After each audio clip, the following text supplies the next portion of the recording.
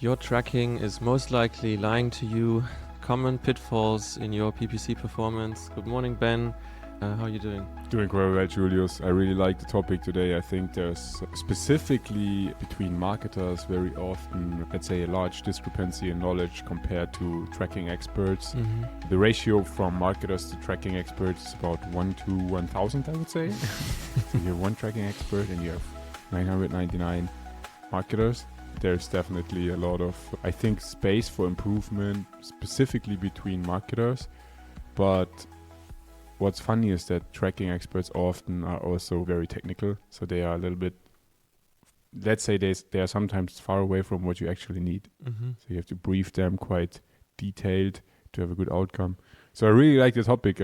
Yeah, it's at every optimization decision, at every budget decision at the core, right? But it's then often built on a quite shaky foundation if marketers don't actually fully understand how it's working. Very, very often. Very, very often. And I'm really excited to hear the questions you've prepared for this session. Yeah, definitely. So maybe first, let's hit on attribution. Does perfect attribution really exist in digital marketing? Are we just chasing it?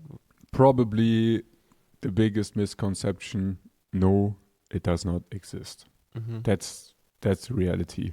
And so when you look at where companies are coming from in digital marketing, most of the companies, their first channel is Google Ads Mm-hmm. or Meta. That's for 90% of the companies. And then when you look at their strategy, it's more or less lead capturing. So it's the last step. Yeah. Obviously, for the last step, so short before someone buys from you or short before someone sends a lead, obviously it's easy to track because you have a quite short period from someone clicked on an ad, someone signed up, or someone sent a lead, Mm-hmm. and you can track that easily. So if I click on an ad and then fill out a form, there's just a discrepancy of 5 seconds, you can track that. Yeah. But let me give you the other example.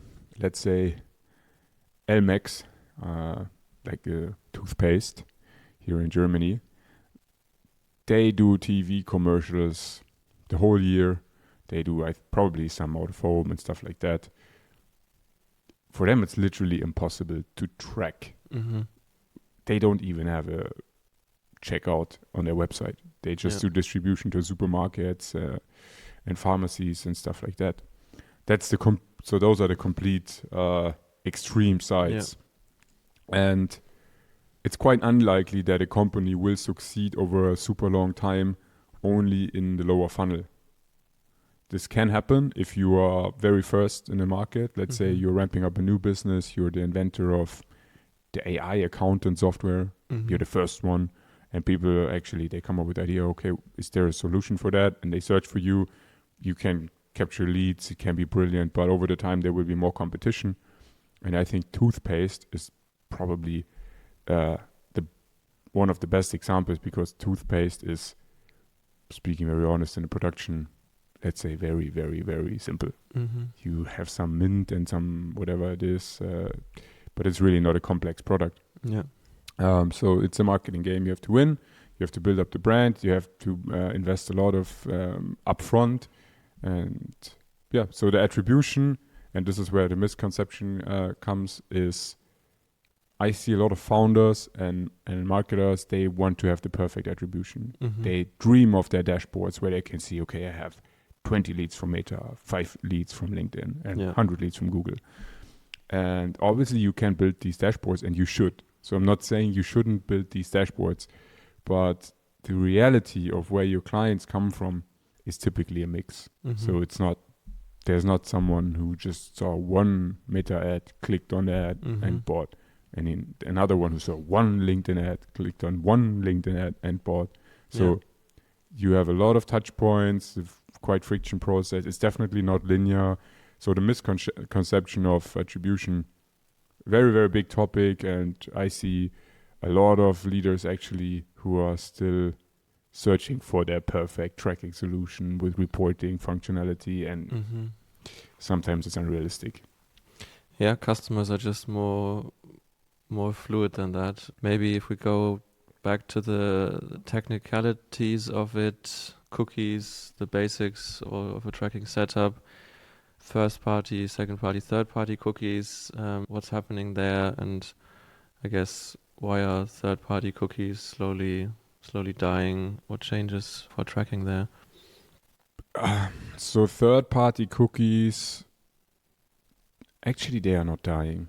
There was a big shift, and I think that also in big tech, some of the companies, specifically Google, they had they planned a very bold move some years ago, where they said we're gonna stop working with cookies, and actually they benefit from that because advertisers can track better.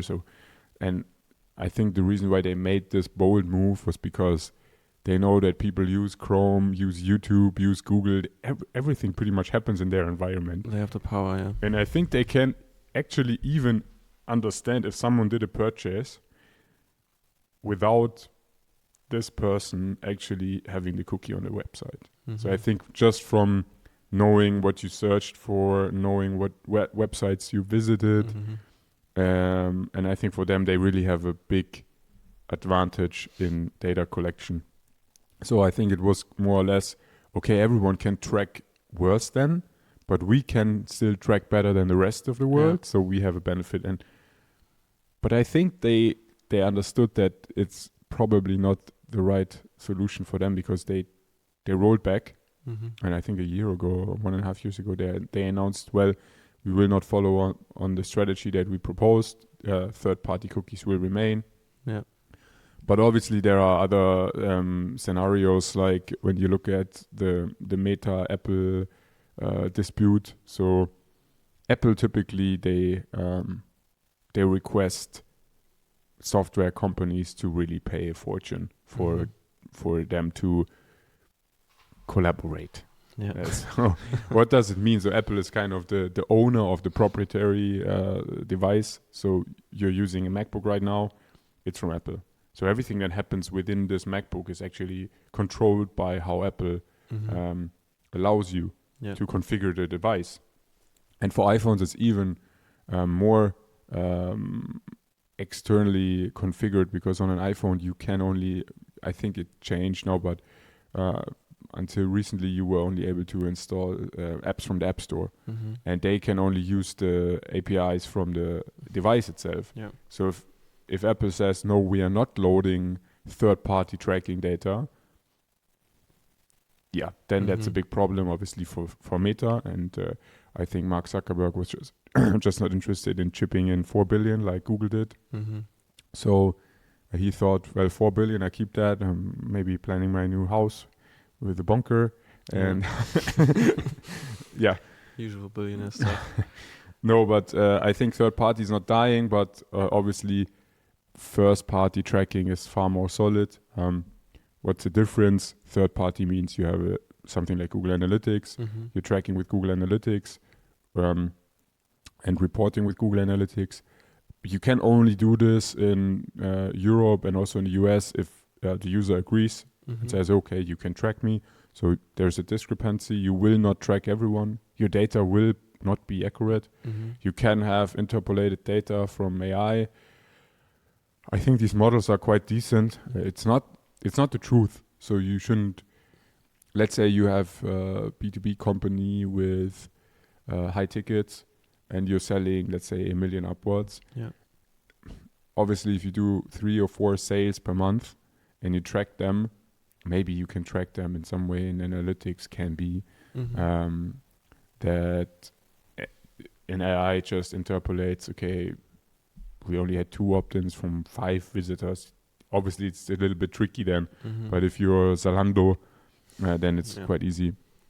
But coming back to first party, so you're tracking on your own, that's the most robust solution. So you can just think of it like a supermarket. That's how I explain it also to my team always. A supermarket is able to track everything. They can track what you got from like the chocolate and what you bought from whatever the yogurts, and they can actually even place a camera above the checkout, and they can scan your face and then see, okay, are you old, are you young? But a lot of people are then surprised, why can they do this? They think, okay, it's not I didn't agree to that, but it's very simple. When you enter the supermarket, they have their house rules, and the moment you enter the supermarket, you agree to these rules. If you don't want to buy from them, you shouldn't go into the supermarket. And the data they can collect it's exactly the data they want to have. It's not a standardized Google Analytics. So if you look at the supermarket, let's say Trader Joe's, you would be surprised how much data they collect from their customers. But the thing why it's that easy for them to do it is because they are not giving it to a third party. There's no Google in the back waiting for Trader Joe's to send over all the data. It's not happening. So that's the reason why it's legally possible. And this brings me then, now we talked about Trader Joe's, and I think it's always a good example because it just explains the legal, let's say, boundaries. But when you think of your website, if you have your own tracking setup, and I think it's easy today to build this. So you can have, in Europe we have Matomo. I'm not saying that these solutions are really nice, but you can have them. Not sponsored. No, it's not sponsored. No. I personally prefer an Analytics 4, but I think from a data accuracy point, it's better. You have your own server-side tracking. How does server-side tracking work? When you say this to someone who's not familiar, he typically thinks, "Oh, that's super complex. I have to install a server, then I need to do all these." No, it's not. There are also third parties who are actually renting the server to you, and on the server everything is configured. So you're basically renting the supermarket, and in the supermarket everything is already installed. So it's your supermarket, you can make the rules, you can get all the data. So server-side tracking is pretty much the smoothest solution if you have a third party. So their customers briefly walk through your supermarket server to get to your actual store, but it's this third party is renting this server to you, but it's actually your domain, it's your server technically. Yeah, so a website is built, you can think of it as different containers. So let's say on your website you have the Google Maps. Maybe you know the maps. Obviously, when you do your website, you are not actually the developer of Google Maps. So what you install is you install a container on the website, and the container it's actually just a script. It's one line, and the line has a token in it, and you can define, okay, show this office on this map with this zoom, and you can kind of configure that. So a website has a lot of containers, and it's actually external sources that you're loading. Also, if you have a font type or something, maybe you know Google Fonts, you're also loading them on a website. You're not the owner of them. And when you have the tag manager installed, what you're loading is you're loading a container from Google, and within this container you can then install different scripts. So you can install the Google Ads script, the GA4 script, the LinkedIn script, and it's all loading within this container. And you can do exactly the same, but just with your own container. So you have your website, you own the website typically, and then you have a container, and the container is also hosted on a server, and you also own, or you rent the server. And then you install it, and then you pretty much have a comparable product to the tag manager, and you collect all the data on the server. You don't need to configure a lot, so it's easy to set it up. To summarize that, for everyone who's maybe scared of server-side tracking, it's really, really easy. If you're not familiar with it, just approach my team and they can support. It's not even costly to do it. Okay, nice. Next question. I mean, a lot of marketers are actually tracking or using dashboards straight in Meta, in Google. where Google is telling them you've had X conversions. I guess there's some incentives are kind of misaligned there, right? If the platform is telling you you've had this many conversions and you're actually, or they benefit from you spending more on there. So how can you, work with this potential for inflated numbers? Should you always just take them as a rough indication, or do you take those numbers in the platform dashboards for the truth always? Also a very nice question, and it's absolutely right.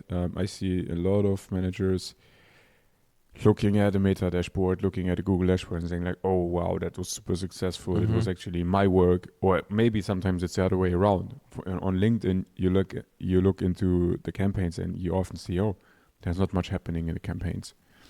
Even though the targeting is super decent, the creatives are nice.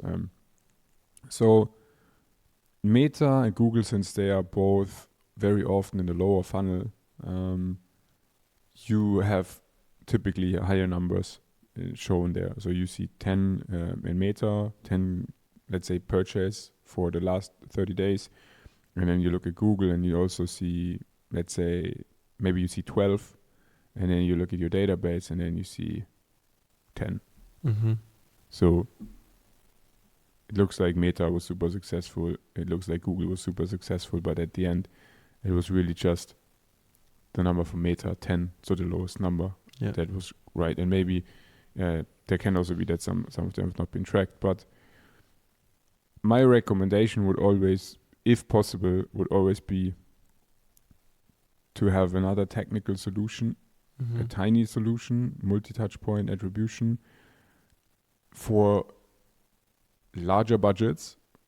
So if your budget is about, let's say, 30 to 50K per month, then it's nice to have an additional attribution model that is just tracking things more accurate, so you can get kind of the full picture. I don't think that these solutions are necessary for continuous usage. Sometimes they are really costly. There are solutions that cost 1,000, 2,000 or even more per month. And you can then really see, okay, we have a cohort or a customer segment that had 5 touch points, 3 times on LinkedIn, 2 times on Meta, and then they came on Google last step. My recommendation would be, if the budget is on that level, to have such a solution for a short period of time. To look at it for, let's say, if the deal cycle is 3 months, to look at it for 6 months or for 12 months. It's not necessary to constantly benchmark that. And even better, this is probably the recommendation I give the most. Also recently, a client approached me and they really wanted to implement a very complex solution with a third-party attribution, blah, blah, blah. And I told the client, why are you not just asking your clients? So if they enter one of your facilities, why are you not just asking, hey, have you seen us on LinkedIn? Have you seen us on Meta? Have you? Obviously, a lot of customers will not be able to give you all the details. But you can get far better insights, and it's also not relying on cookies. So probably the data quality, if you have a third-party attribution model, it's in some way not good. If you do it, we call it self-attributed. You just ask people. It's better. But the only thing you shouldn't do when you ask someone is ask them for a single channel. That's stupid. I mean, I see it whenever I sign up for a doctor's appointment or when I sign up for a software. It's like, where do you know us from? You get 5 options. And I always ask myself if no one ever challenged this, because it's hugely rewarding, the last touch point. So think of let's take HubSpot or let's take Salesforce. Everyone knows them. They ask you, I'm not sure if they do it, but let's assume they ask you before you sign up, where do you know us from? What would you say? Probably you came through Google. So you say Google. And now this is a very extreme example, but I think with this example it's very easy to understand. And now the CEO of the company looks at their Power BI and they say, actually all of our clients come through Google. So what does he do? Turns off brand. Yeah. Turns off LinkedIn. And it's like Google. And then sometimes I've had these situations with clients many times. I even sit there and I think this can't be true. Mm-hmm. They ask a stupid question, get a stupid answer, and do a freaking stupid conclusion based on that, and then allocate budget on the channel. That was just last step. So that's, let's say, more than half of the companies currently operate in that way. Yeah, definitely. So what's more dangerous in your opinion? Is it under tracking, over tracking, and maybe polluting the algorithms with bad conversion data? Where do you see a good middle ground in tracking depth? You've talked about self-attribution maybe being the best way. I would say it highly depends on the business model. So let's say you have a D2C consumer brand for t-shirts. You're really doing very, very nice t-shirts. You're selling through social media. People see the shirts maybe 1 time, 2 times they purchase. Yeah. You should have a very technical setup that is quite robust. Server-side tracking, because meta is tricky. Probably an attribution model that gives you maybe some more insights if it's not just a single channel that really drives revenue. And you know it. I think many times the marketers, they know where the leads are coming from. But for B2B, my recommendation is to never search for this 100% robust tracking dashboard where everyone can just jerk off because they love the dashboard so much. I would say, no, don't do it. Just focus on what's happening in sales. What do they say? Can sales actually perform? How many leads do we generate? Look at the leads. Then when we don't see that leads are converting, what's the reason? Are we maybe sleeping for 1, 2, or 3 days until we reach out to them? Then you don't have to care about marketing at this point. If someone signs up and you just approach him 2 or 3 days later, forget it. It's the first impression as a company. And also think of, in B2B, no one on average approaches a single company. It can be, but typically you have something to solve. Let's say you're searching for a new consulting firm in management consulting. Maybe that's a bad example because some people might work with just 1 or 2 of the top consulting firms. Yeah. But let's say you're searching for an agency. Bigger companies, they will do a tender. They get some proposals and they will not approach a single company. Sometimes it happens. I mean, I speak a lot also with prospects, but if you're sleeping for 2 or 3 days, no chance. So my recommendation is in attribution, marketing should always dig very deep into what's happening in sales, understand it, receive reports from sales, lists with leads, understand the quality, and that's so much more important than looking at the meta numbers or looking at the Google numbers. Yeah, no, that's a good point. We've seen in many of our collaborations, clients are reviewing creative every week, reviewing strategy every week, but only reviewing that tracking setup once or twice a year. How often would you say is a good frequency to check if everything is working? That's a very good question, and I think it can be answered quite shortly. You should have someone who owns the topic. I always recommend my team to own the topic.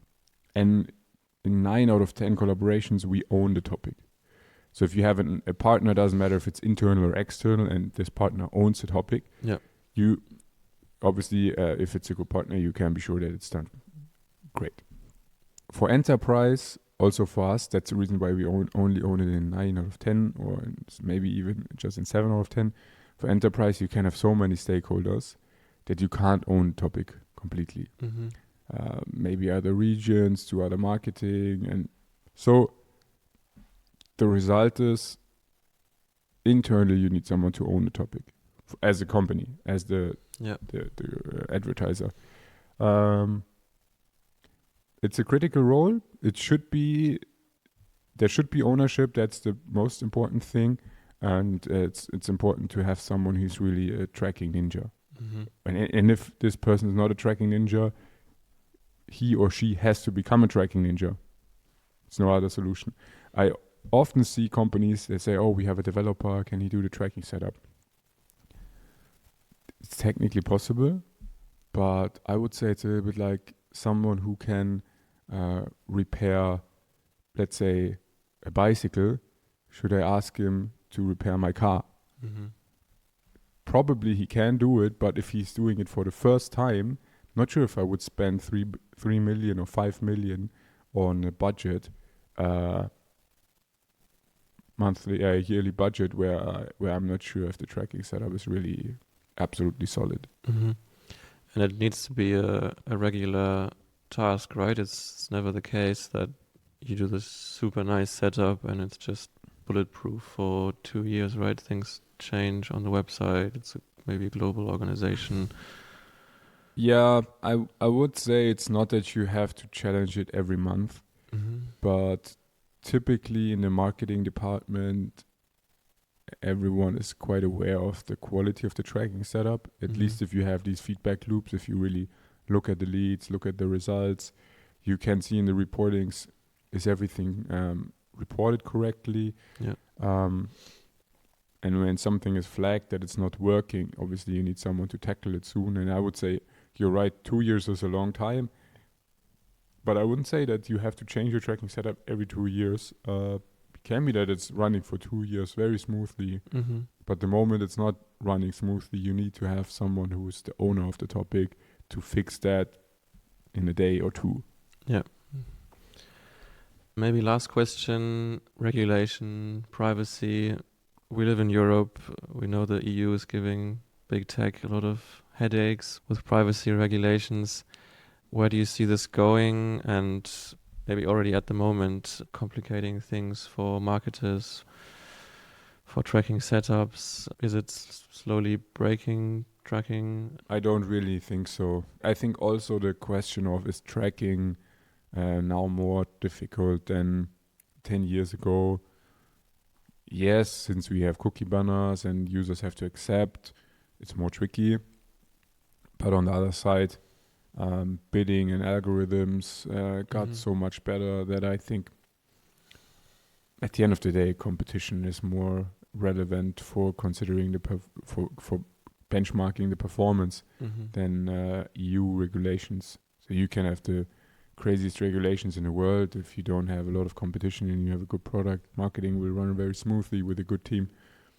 Yeah, but I'm not really worried about regulations at the moment. Okay. Nice, yeah. I think that was a good roundup. Very nice questions. Thanks for that, Ben, and see you next week.